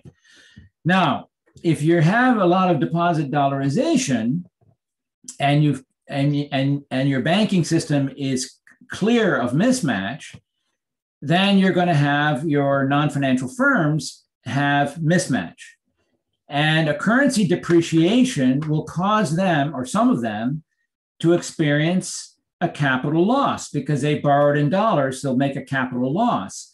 And so it could be that if you have a currency depreciation, you end up actually hurting your economy because you inflict a capital loss on a lot of firms, forcing them to cut back on employment and investment, and thus frustrating your ability to use monetary policy to expand your economy. And this is a concern that's, very reasonable concern and a coherent concern and so on. What we find in the data that we look at is that this does not seem to be a big deal. Now, Georgia, I'm sorry, the person from Georgia is, I don't see him, but it's, there may be, or Colombia, sorry, Yannick, where are you from? I'm German, but okay. What data were you looking at? So it's Colombia. I don't remember if Colombia is included in Obliquely and Cohen data. Do you remember? There are 5 countries. I'm not sure, but I looked in your graph and it didn't look included. So it's also a bit special in Colombia because they're actually it's not dollarized. So deposits are not allowed in dollars. So all the deposits are actually abroad. So that could also explain some of the differences. But can I actually ask another question? I didn't want to interrupt. Well, but I want to make sure that I've answered Alberta, because I spent a long time saying that I think I understand her question and I understand the concern about dollarization and how it might interfere with monetary policy. And I just want to make, I just basically restated Alberta's question. Now I want to give an answer, which is that when we look at Peru and when we look at, I guess, Turkey, we don't find these balance sheet effects are very large. These balance sheet effects associated with an exchange rate depreciation, so that monetary policy can still be conducted. It does not deprive monetary policy of this tool that you can have an exchange rate depreciation to try to drive your way out of a recession. So I don't know if that was. And there may be idiosyncrasies across different countries where, I'm sort of talking on average and across countries, and then more specifically probably at the few countries that we've looked at, but it's not necessarily the case that deposit dollarization will constrain significantly your ability to conduct monetary policies, what my sense is. Yannick, sorry, were you going to? Yes. No, sorry, somebody. Yeah. Go ahead. Okay, so no, I was just going to ask, in the aggregate data, you showed us GDP effects, I think, but so given that you looked only at the firm level data for 100 countries, so 100 firms, I was wondering whether you can also look at investment on the aggregate side and compare it to consumption, and also look at imports actually, because for various reasons. So I mean, maybe you don't find anything on GDP because you have a rise in consumption because of the positive wealth effects for the households, but a negative wealth effects for the firms. So maybe you have these two offsetting each other. And then in a paper, or in a policy paper with Gita, we actually show that also on the country level, so it's complementing our analysis for Colombia, on the country level, we find very strong effects on imports, but nothing on exports. And we say that's because the firms are actually exporting or pricing in US dollars, and that's why they're hedged. I'm sorry, are you referring to depreciating the exchange rate as a way of driving out of a recession? Is that what you're referring to? I'm sorry, what is the context of initially, I thought you were talking about financial crisis, that we use GDP to measure the cost of the financial crisis. But then I wasn't sure whether that's, and I was going to ask you, is that what you're talking about? That we should also look at consumption during a financial crisis and investment during it? Is that what you're saying? That in GDP, we don't find a big drop in GDP in countries that have there's a potential power problem because you don't have many financial crises. But in countries which have a financial crisis, the ones that have a financial crisis, which are also dollarized, do not seem to have a bigger drop in GDP than the countries that have a financial crisis and are not dollarized. Yeah, but so exactly. Yeah. My question was whether maybe the reason why they do not have a stronger drop in GDP is because actually consumption rises and investment drops. So because what you said, because of the risk sharing. So because the households, when they have the dollar deposits and there's a depreciation, then that actually means they have a positive wealth effect. I mean, we know evidence in favor of the wealth effect is not super strong, but maybe in emerging market economies, it's there. So they consume more. And on the other side, you have the firms that are reducing investment. So in aggregate, you don't find anything on GDP, but maybe it's a composition effect. I'm guessing that when we're talking about this insurance stuff, that you can't, the savings that households have are not big enough so that the capital gains they make on their saving is sufficient to even maintain their previous level of consumption. So I'm guessing what happens is that consumption does drop. It's just that it drops less than it would drop if they were not, because the problem is in these big recessions, their income goes down. And so that's the big, so I'm guessing their consumption would go down, but I think we have data I think we have these data. I mean, for the countries that we have output data and GDP data, we must surely also have consumption and investment data. And I think it would be actually, now that you mention it, it would be very interesting for us to also see, so we find the fall in output is roughly the same, but it might be interesting to see, is the fall in investment a lot bigger in those countries? Right? That's taking me. That's what I meant. It took me a long time to reach that. I got it. Then if you don't see GDP dropping, but you see investment dropping, something else must offset that.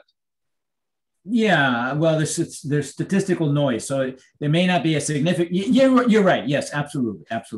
For example, it could be some expenditure switch. You know, you have a switch in the current account, right? So you have to have more exports, net exports. So that's also a place where you could get this. Suddenly, the current account could switch signs. Yeah, and we find that imports drop more. So and that's both cross country and in Colombia. Yeah. So that's a source that makes GDP.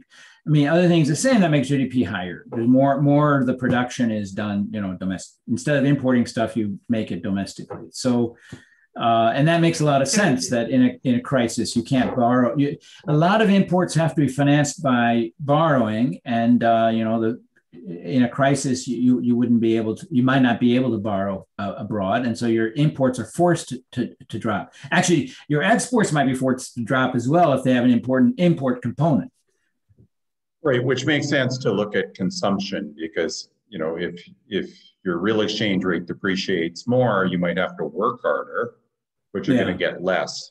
No, I mean, consumption is kind of in a certain way, consumption is the interesting thing because that's the thing that would be the welfare. I mean, both of them are interesting, investment, but consumption, yeah, I agree with Doug that not to be neglected because that would be the big, that would be the real cost if the consumption, that's a real, that goes into people's utility functions and that's painful if that has to come down a lot. Let's try to get in some more questions and comments, please.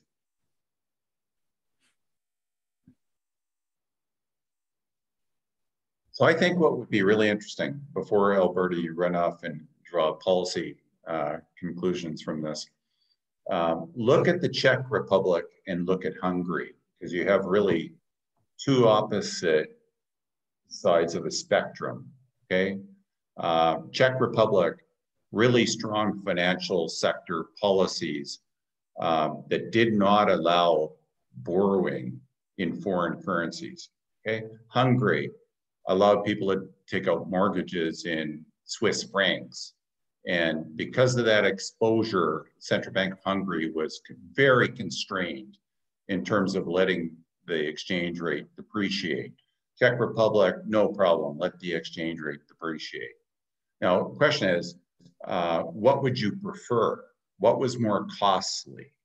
And I think most people, when they looked at the experiences of the Czech Republic that had these strong financial sector policies that prevented dollarization, okay? So yes, dollarization, like assets, putting your assets in foreign currency, of course, is a good idea after you end up in a risky situation. But drawing the conclusion that everything is okay, once you make that decision to hold your assets in foreign currency, that drawing the implication from that everything is okay with policies, I think that is a little problematic because I much prefer to think about it like the Czechs, that it's very risky to allow your commercial banking balance sheet for them to make loans in foreign currency, highly leveraged loans to households. Now, this sort of gets back to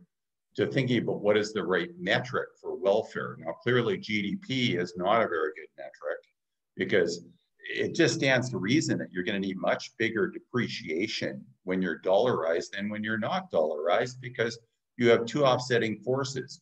If you have this expenditure switching effect that are equal in the countries where you don't have financial dollarization, then in the countries that have it, and you have the same expenditure switching effects, you're going to need a much bigger depreciation in the countries that have financial dollarization because you're going to have an offsetting effect for these people that have taken out these foreign currency loans. And so it would be very surprising to me if you wouldn't require a bigger depreciation in countries that have financial dollarization. Because all else equal, it seems to me that the exchange rate would have to adjust. So I would just be, what I would like to see to make this case would be that you take the Czech Republic, you take Hungary, you write down a model that has those characteristics, and then you generate data and then go through the same methodology, like the same empirical tests, and then ask does it look like there's not a problem? That would be, I think, more convincing, before you draw policy implications that dollarization isn't a big issue. The other thing too is that you're looking at variability in GDP, and so this is a question, Larry. Yeah. You're looking at variability in GDP. Again, I think the metric, a better one would be consumption, not how hard people have to work, but what they get to consume. But another metric would be to look at heterogeneity and to look at the poor people that took out these mortgages in Hungary and lost, you know, basically their life savings, and they saved for that down payment. And well, I think a lot of them actually were bailed out in the end. That then is going to have a fiscal cost. Yes. Somebody is going to have to pay. At the end of the day for those policies. I mean, and not to mention the fact that an incredible amount of resources were sort of misdirected into, you know, expanding the housing sector and making it, you know, using resources for unproductive activities of it. So there's a question of what the trends, like what are the levels going on? Yeah. I mean, I think we completely agree that the general idea is that dollarization is potentially dangerous because of the risk that it imposed. So there's a person who benefits when there's a recession and the currency depreciates, but then there's a person on the other side who loses. And the problem is that if the person who loses gets into trouble and can set off, is a big enough group of people that it can set off some kind of systemic problem with the financial system or something, then that's a really bad thing. So this is one reason why we don't want to see currency mismatch in banks, because banks are like the oxygen in the society. And if you shut them all down, then none of us can transact anymore. So I agree with that. We should not have, plus banks have high leverage. Almost the definition of a bank is that it has high leverage. In the case of Eastern Europe, it's a similar problem. You had a group of people, you know, households who got access to these loans through banks from Switzerland and other places, and they were highly leveraged and they were exposed. And I think that the lesson that my understanding is that the lesson that people in Romania, in Hungary, that in Poland have learned, the regulators, is that, you know, you really need to discourage people who don't really know what they're doing. That could be regular households, it could be firms, from who have high leverage from borrowing in dollars. And that I think is very, very important. And that it's important to keep that rule in place. No doubt about it. And I think Eastern Europe is an excellent example of that. So not every color of dollarization is the same. Come in different colors. There's some colors it comes in, which it makes it really does make it into a loaded hand grenade. But there are other colors in which it comes, in which it could be actually beneficial for the society. Okay, very good. If I may, Doc, I'm sorry, just to add, because you provoked. So see, I completely agree with the Czech Republic example, but where I disagree with you is that Czech Republic did not get its dollarization down by any kind of prohibiting regulations, actually. What they did, they actually had a very good and credible and consistent monetary policy record, which led to that result. With your help, by the way. And now the question is, and on the opposite side, when you look at the countries which had tons of, prohibiting, constraining regulations, dollarization is stubbornly high. Armenia is a good example. I mean, Shalva is here. Look at Georgia. You basically prohibit dollarization in one sector, it goes down, another goes up. And it's a matter of fact. And so I think it's very important to see what we're saying here. I don't think we're saying that dollarization is a good thing. I think what we're saying is there are good reasons to be dollarized.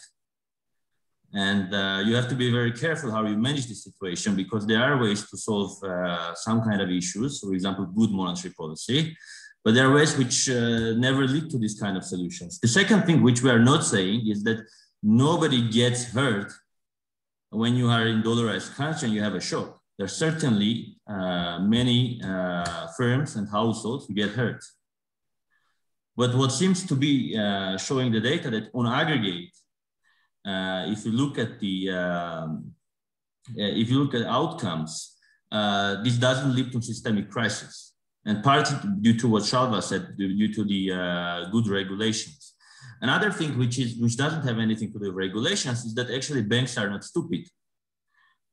You look at the, for example, I can give you the data for Armenian debt. You look at the mortgages for dollar rates and local currency. We don't have any regulations on LTVs, loan to value ratios. Endogenously, only for banks' decisions, dollar LTVs are around 20 percentage points lower than local currency LTVs. So banks are actually looking at, so they know that actually this is the case. In many cases, they are lending dollars to more productive firms. Now, of course, there can be moral hazard issues. If these banks think that you can bail them out, they can have the risky behavior, and totally agree this has to be managed.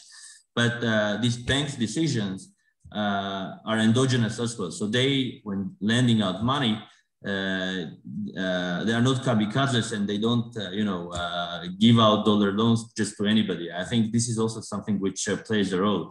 One thing which was, I think, very good point about firms and size.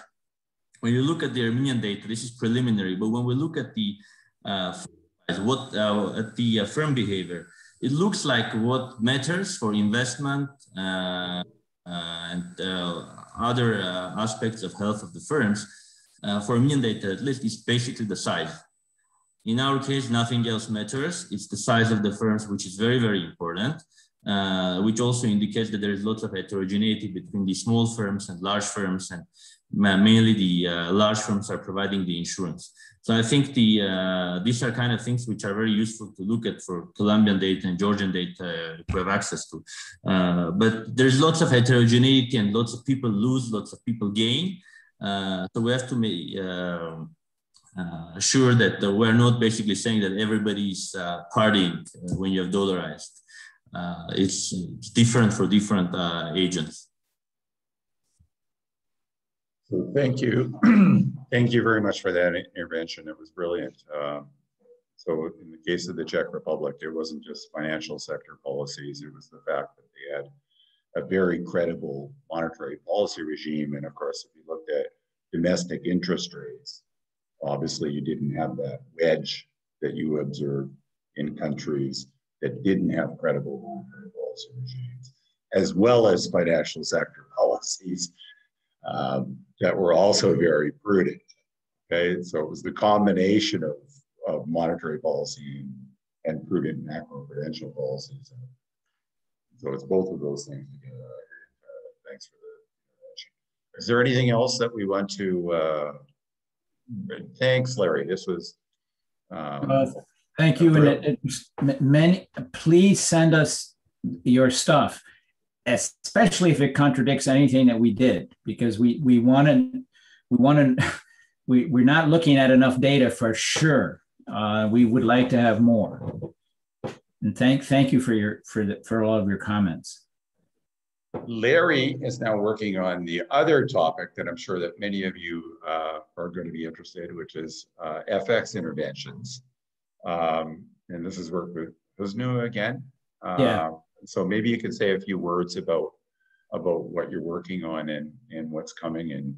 Oh, okay. So, I mean, in many ways, the internet, in thinking about international stuff, international finance is turned upside down over the last 20 years. It used to be a crime to control capital flows.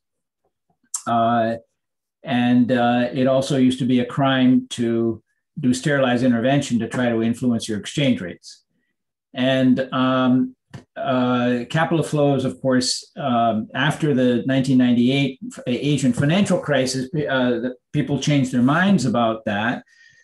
And even the IMF, which of course was the capital of they were the people who were the priestly caste that was protecting the old view.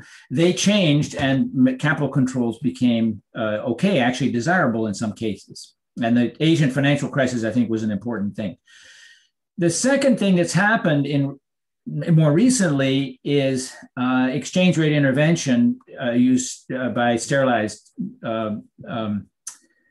purchases and sales of assets, and exchange rate interventions that don't affect the money supply. And that also used to be defined as a sin, and now even the IMF is actually enthusiastically encouraging this kind of thing. And there are a number of central banks around the world who are also thinking hard about this and how to do this, and Peru is an example of this. So I have good friends at the Peruvian Central Bank, and most of what I think about this was actually produced by discussions with them. And so there's a whole bunch of questions, like first of all, why does sterilized intervention? What does that add to the policy toolbox of monetary authority? We already have interest rate rules. You know, what happened to that? Is policy intervention somehow a different rule or a different tool? Do central banks maybe have a second tool in the form of sterilized intervention? And so that's one question. And the other, so the question is, what is this thing? And the second question is, what problem is this tool supposed to solve? And what use is it? And now there, maybe not so hard to explain. If the central banks had a second tool, we already know from a lot of the current international finance literature that emerging markets especially are very heavily constrained by the hegemon, United States, about what they can do with their monetary policy. So if they could sneak in an extra tool there, emerging markets, I think from the point of view of the current literature, that would be a very positive thing. So what I've been doing with Husnu and another co-author is, but really heavily influenced by the Peruvians. So I think we should really call them one of the co-authors, is writing down a model that's not a baby cartoon model like I didn't show you today, but a more normal DSGE model, which makes very precise what this extra tool, sterilized intervention, is. Why does it even work? Why does it not work in a normal DSGE model? It doesn't work at all. And then the second question is, why would you want to use it, and what good is it? And I think, I can say what I think the answer is. It's the Bill Poole answer. So Bill Poole said, should you fix the interest rate or the money supply? And the answer he gave was, well, it depends where you think the shocks are coming from. That is, the shocks that are relevant to the monetary authority, which are shorter term shocks. If you're thinking they're coming from the crazy financial market, then what you want to do is insulate the economy from the crazy financial market people by fixing the interest rate, by having an interest rate policy. And I think universally, this is what central banks do. And the exchange rate intervention story, I think, is the same, that you want to smooth out, the trick is you want to smooth out exchange rates, but you don't want to resist trends. Now, how you tell the difference between blips and trends, of course, in real time is a hugely important question. But the idea is that there's a lot of noise in the foreign exchange market, that it's very much pool type story. There's a lot of noise in the foreign exchange market that you would prefer to insulate from your economy, and that sterilized intervention can be useful for that. I think that is the argument in favor of smoothing exchange rates. So people, the world has been playing around with fixed exchange rates, totally flexible exchange rates. So this thing is somehow in the middle somewhere. And because because it's the second tool, you can still follow all your regular domestic stuff. You could be your inflation targeting stuff, and the second tool can be used to deal just with the exchange rate. Is the idea? Sorry, go ahead, Doug. So the answer is stay tuned. Hopefully, Larry and Husnu will have something exciting for us to see shortly. Anyway, I'd like to thank everyone for their patience, and Larry for for a wonderful presentation. Larry, you probably don't know, but Husnu has been in the background in the chat and answering everybody's questions. Oh, I didn't even. While you were talking, he was doing his job. Okay, like, excellent. It's like there were two things going on. Good, excellent. So okay. That way you got intelligent answers to some, at least the questions that Husnu answered. Okay, thanks a lot, and we'll see you, everybody. Thank you very much. And we are looking forward to discussing this further with you, and also we are looking forward to reading your stuff as well. Yeah, please send the stuff. Yes, thank you. Thanks, Armin, for the corrections. Thank you. Bye.